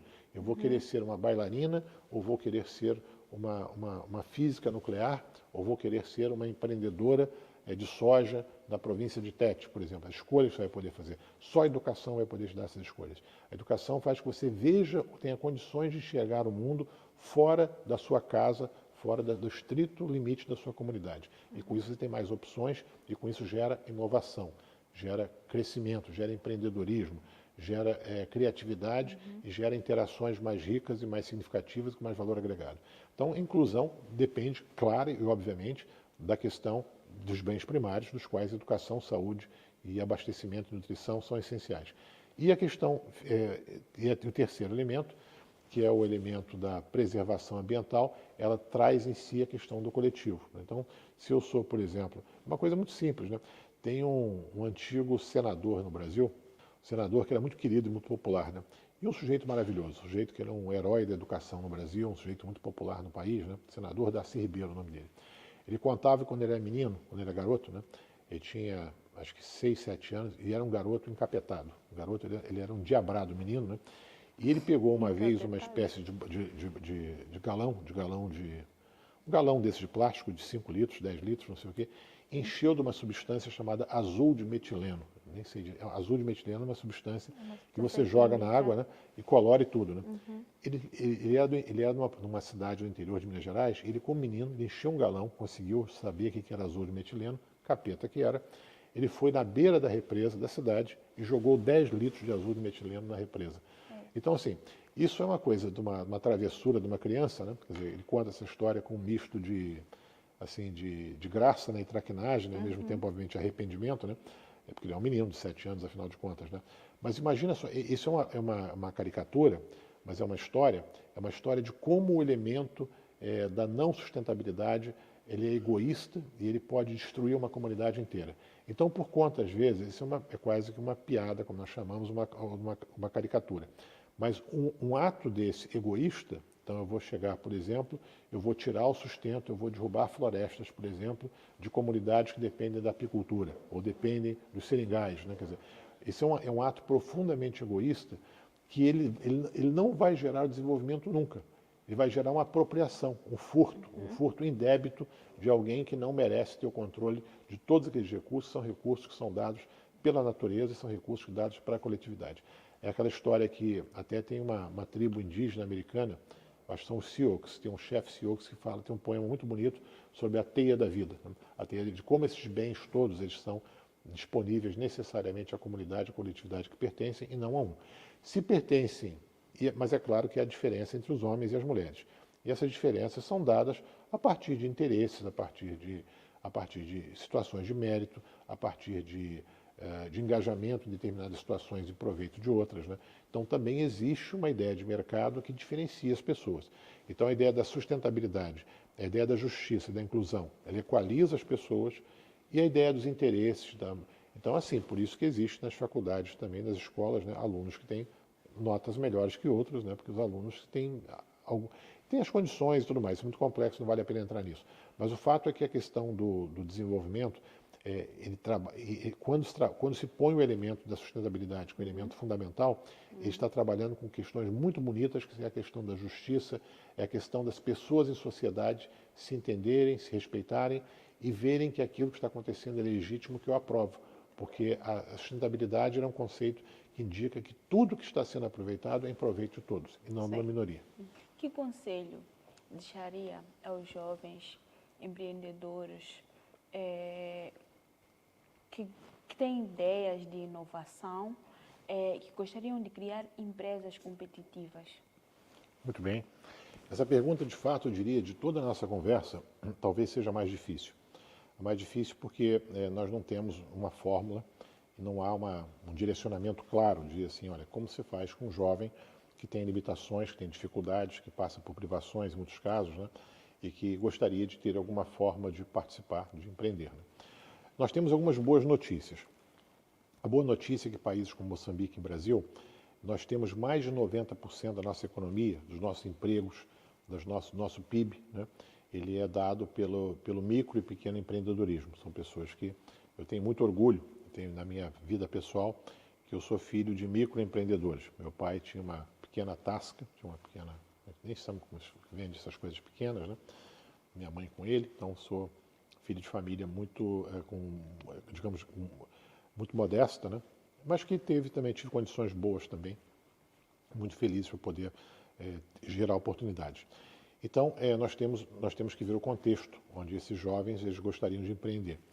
E sabemos as dificuldades imensas que há, digamos, isso não se faz da noite para o dia. e não é algo que a gente possa ter uma resposta clara, uma fórmula direta em relação a isso. Mas o que nós vemos é o seguinte, esse é o papel fundamental do Estado. A gente pensa assim do Estado, e mesmo o Estado com muito poucos recursos, com muitas poucas dificuldades, com desafios grandes a seguir, né, a enfrentar, principalmente o Brasil e Moçambique em condições diferentes, mas com os desafios que nós temos a enfrentar, a questão essencial se volta ao início. Você tem que ter uma alimentação de qualidade, porque não adianta você dar um conselho. Olha só a complexidade da sua pergunta. Eu tenho, por exemplo, eu vi no jornal aqui, eu vi no jornal há alguns dias, né, que na província da Zambésia, você tem um índice alarmante de 40 e tantos % das crianças que têm desnutrição crônica, né? No Brasil nós temos ainda também, né, um nível menor, mas são crianças com desnutrição. Como é que essas crianças podem pensar em empreender, né? Quer dizer, o conselho que nós podemos dar se elas não têm acesso às questões básicas da vida? Então, o que eu diria, assim, mais uma vez, primeira coisa é um elemento de justiça social, né? É gerar primeiro oportunidades para que todas essas crianças possam crescer e se desenvolver com o mínimo das suas competências cognitivas, e para isso você precisa de uma nutrição adequada, né? Você precisa ter uma família, precisa ter condições de saúde básicas e especialmente uma educação. Voltando a falar dos gurus, assim, muitos falam, né? São os bilionários que nunca foram à faculdade, aquela coisa toda. De certo que são, que para inovar você não precisa de fato de faculdade, não é um elemento obrigatório. Obrigatório no nível individual, às vezes, né? Mas no nível coletivo, sim, é completamente obrigatório. Porque sem um ensino, uma instrução formal, que a gente chama de instrução decodificada formal, né? Como é que você vai poder empreender, por exemplo, sem as competências básicas em matemática? Então você precisa dominar as operações, precisa dominar as fatorações, precisa dominar cálculos de percentual, precisa dominar determinadas equações básicas. Você precisa, para poder empreender, saber fazer cálculos essenciais. Que mensagem gostaria de deixar às micro, pequenas e médias empresas que vão visitar a Facim com a pretensão de buscar parceiros internacionais? Excelente. Essas microempresas, micro e pequenas empresas que vão estar no trânsito da Facim, é muito importante que elas, primeiro, dependendo do seu setor, dependendo do seu ramo de atividade, que elas procurem, conhecer primeiro quem são os interlocutores deles na Facim e fazer um estudo prévio. Nós temos aí um mês, um pouco de antecedência. Inclusive o Brasil ainda, nós não temos clareza sobre que empresas vão aparecer, mas dependendo do setor, é muito importante que hoje em dia isso é facilitado, né?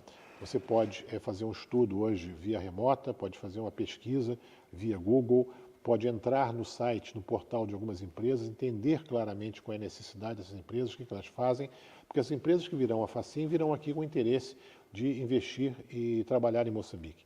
Ao investir e trabalhar em Moçambique, é muito importante, eu acho que essa é a melhor sugestão que eu posso dar, é que essa micro e pequena empresa, ela entenda muito bem do setor no país-alvo dela. Então, se eu quero trabalhar com a Alemanha, quero trabalhar com a África do Sul, quero trabalhar com a Argélia, quero trabalhar com o Japão, que eu entenda o setor econômico deste país, né, e especialmente de empresas líderes ou de empresas que tenham já uma intenção de vir à Facim, para quando chegar, você abrevia e já fala a mesma língua. Então, você vai procurar a empresa, olha, eu vi a sua empresa, vi que você atua em tal e tal setor, em tal e tal área do conhecimento, em tal atividade. Eu aqui em Moçambique, eu não tenho naturalmente a competitividade que você tem ainda no seu mercado, no mercado global, mas como você está aqui em Moçambique, quer vir a Moçambique, eu tenho soluções, podemos trabalhar juntos em soluções que facilitem a sua presença e a sua competitividade aqui no mercado local. Porque aqui no mercado local eu conheço. Eu conheço, primeiro, as parcerias, conheço as pessoas a quem você pode conversar, conheço, se for o caso, embaixada é muito importante. As embaixadas são importantes porque elas têm setores de promoção comercial, elas podem prover informações, podem prover dados, podem prover parcerias. Você imagina uma empresa que vem de fora do Brasil para cá, se ela tivesse que começar do zero a fazer os contatos para começar a empreender. Não, nós já temos os contatos todos. Nós conhecemos todas as associações empresariais aqui. Temos grandes amigos e amizades na APEX. Temos grandes amigos e amizades nos ministérios, né? nas outras empresas privadas. Então, nós facilitamos a vida do empreendedor para cá. E do mesmo modo, daqui para lá, para quem quer fazer parcerias com parceiros internacionais, se oferecer, mas se oferecer com qualidade. Então, também não pode ser uma coisa mais displicente, né? Diria assim, uma pequena empresa que não tenha feito um dever de casa, que não tenha procurado ter informações fidedignas sobre o parceiro com quem tem que trabalhar. Então, essa ideia da comunicação, a ideia do conhecimento é fundamental. E depois da ideia do conhecimento do conhecimento, tem a questão que é a credibilidade. A credibilidade você tem condições de ter em mim um parceiro, um representante, alguém que você poderá ter informações contínuas, frequentes, e que poderá orientá-lo. A pessoa tem que ter também conhecimento das condições de investimento no mercado local. Então é um trabalho que não é um trabalho fácil, é um trabalho que requer um esforço de conhecimento, mas que ele é muito recompensador, porque os grandes negócios eles se fazem a partir desse conhecimento pessoal e, sobretudo, dos vínculos de confiança. Quando você cria vínculos de confiança, e vou dizer mais, os países, esses grandes países da Ásia, por exemplo, se desenvolveram extraordinariamente, eles se desenvolveram assim, eram centenas de milhares de estudantes, de pesquisadores que saíam dos seus países para estudar fora, e ao estudar fora criavam vínculos com empresas, porque eles estudavam e ao mesmo tempo faziam estágios, faziam imersões em empresas, criavam condições e chamavam as empresas para voltar aos países. Isso tem estudos do Banco Mundial que falam exatamente que foi assim que muitos países se desenvolveram. Então, os moçambicanos, especialmente aqueles que tiveram a oportunidade de estar no exterior, que procurem, eu até diria, se tem um moçambicano que se formou na Universidade Brasileira, por exemplo, um período tal, ou que participou de tal em tal setor, ele poderia já estimular essa empresa, falar com o professor dele, falar com o empresário com quem ele lidou na sua formação, no seu estágio. Olha, por que você não vem para a Facinha aqui? Temos oportunidade. E esse conhecimento, você tem um conhecimento local, com quem já está aqui, e ao mesmo tempo você vai poder oferecer essa solução. Então, não é algo assim, digamos, que é intransponível, inatingível, não. É uma questão que eu acho que funciona muito dessa maneira. E é a fórmula que funciona. E quase nada na vida tem fórmula, mas esse tipo de fórmula do pequeno empreendedor que quer gerar oportunidades a partir de uma feira de negócios é um espaço muito interessante para que essas parcerias e essas oportunidades surjam. Mas ele não vai chegar lá e vou passear na Facinha, vou bater numa porta. Pode até ser que aconteça, mas vai depender muito da sorte. E nesses casos não é bom depender da sorte, é bom se preparar bastante para você conversar com seu futuro parceiro, seu futuro sócio. Se tivesse que resumir a participação brasileira na Feira Internacional de Maputo numa única palavra, qual seria? Única palavra? Chamaria de parceria. Parceria é a grande palavra que sintetiza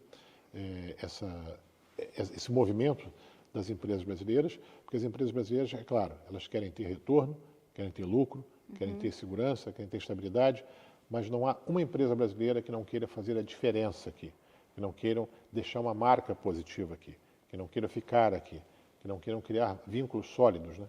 E há, claro, já há empresas brasileiras que fazem isso. Isso se faz com as parcerias locais, faz com as parcerias com as empresas iguais que eles vão trabalhar em Moçambique, parcerias com as comunidades, parceria com o mercado de trabalho, parceria com os órgãos de governo que tem que lidar. Então, isso vai ser, aliás, até uma palavra boa, porque ela não tem equivalente em outras línguas. Não sei que a parceria é diferente, em outros idiomas não tem uma coisa tão parecida como essa. Então esse é uma síntese que eu acho que resume o que as empresas brasileiras querem aqui no país. Para terminar, que convite gostaria de dirigir aos visitantes da Facim e às empresas que ponderam visitar o stand do Brasil? Empresas moçambicanas, né? Sim. Perfeito. Não, olha, perfeito. O convite que nós faremos, as empresas todas que estejam em Moçambique, eu faço um convite especial a essas empresas do empresas do agronegócio, da agroenergia, especialmente as pequenas empresas comunitárias, rurais, as associações de machamba, lugares mais afastados até, né? Eles terão uma acolhida muito boa no stand do Brasil. Terão uma acolhida muito boa. Nós esperamos ter empresas principalmente desses setores, né? De outros setores também, e que elas já venham nessa interação, nesse contato com as empresas brasileiras, elas venham já com conhecimento das condições em que essas empresas podem atuar nas suas comunidades, nos seus lugares, das suas áreas, né, nos seus DUATs, onde elas podem atuar, como isso pode ser feito, como elas podem ajudar esse processo, no caso do desenvolvimento agrário, no caso do desenvolvimento em agroenergia. Né? Então, de todo modo, o convite que nós fazemos é caloroso, é que as empresas moçambicanas interajam conosco, que elas dividam-se de acordo com os setores de seu interesse. Nós vamos ter, esperamos ter e teremos, no nosso esforço, empresas de todos esses setores, dificilmente vai dizer pouquíssimos setores talvez não estejam contemplados, e nesse diálogo que elas tragam soluções, mas elas tragam soluções e tragam esse interesse em formar parcerias, mas entendendo numa lógica, isso é muito importante, que a empresa venha com uma lógica de mercado clara. Né? Então é assim, o Estado ajudará, o Estado apoiará muitas coisas, as universidades estarão presentes no desenvolvimento desse modelo de negócio. Quando eu falo universidade, seja quem está em formação, quem já se formou, quem tem algum tipo de parceria com as universidades, mas é fundamental que essa lógica de mercado prevaleça. Eu quero trazer o empresário aqui, não é para trocar favores, para que ele tenha acesso a favores aqui ou não, facilidades, né? Não é essa a questão. Eu quero saber como esse empresário poderá se beneficiar de estar em Moçambique e como Moçambique se beneficiará da presença dele. O que eu posso trazer de benefício para a comunidade onde ele se instalará? Quem trabalhará lá? Que tipo de crescimento individual eu vou ter com esse brasileiro que quer vir empreender aqui? Então, todos estão muito convidados e a mensagem que seja é que venham com um propósito claro, que entendam como pode funcionar esse modelo de negócios e que possam trazer também sugestões de parcerias para, inclusive, encorajamento, sabendo que terá apoio do governo brasileiro, apoio do Brasil como Estado, através da sua embaixada. A embaixada tem esse papel de dirimir dúvidas, de formar. Eu atendo moçambicanos, dezenas deles todos os dias, todas as semanas. Temos muito trabalho, muita parceria em conjunto, muitas coisas acontecem boas, outras não acontecem, mas é importante que se faça essa preparação, esse preparo prévio do trabalho com o seu futuro parceiro, ele é essencial, e a partir daí, inclusive, é um modelo, é uma forma pela qual o empresário, a embaixada, todos começam a entender a seriedade desse envolvimento, que não é um engajamento, que nós vamos dizer, voluntarista, um engajamento que seja, digamos, de empolgação.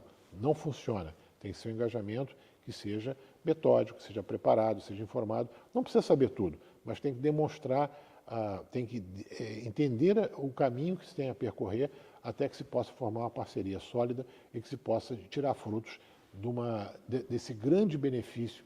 A Facim, aliás, eu faço uma mensagem de enorme admiração pela Facim, porque ela primeiro pela tradição e pelas décadas de funcionamento e de histórias muito bem-sucedidas que ela permite, mas, sobretudo, é uma extraordinária vitrine cada vez melhor. Eu louvo particularmente o trabalho aqui do Ministério da Economia, de Sua Excelência, o ministro Basílio Moratti, do nosso doutor Luiz Machava, nosso diretor-presidente da APIEX, os colegas, os outros demais funcionários, que essa é a grande vitrine, esse é o grande cartão de visitas de Moçambique para o mundo. Essa é a atitude correta, essa é a atitude boa, é a atitude no caminho certo. Eu quero falar com o mundo, eu quero que o mundo esteja conosco. E o mundo que é o mundo certo, que o mundo de governo nós sabemos, nós aqui fazemos os coquetéis, fazemos as coisas todas, vamos ver o que isso beneficia o homem, o rapaz que está na rua, a menina que está na rua, a pessoa, o moçambicano comum e corrente. Quando nós colocamos os nossos setores produtivos para conversar, coisas boas vão surgir. Agora, nós não podemos pensar também que a Facim ela é um fim em si mesmo. Ela não é um fim em si mesmo. A Facim é um meio para alguma coisa muito maior. E nós queremos construir juntos essa grande aventura do desenvolvimento com a presença das nossas empresas, micro, pequenas, médias e grandes. Todos nós vamos criar essa aventura juntos.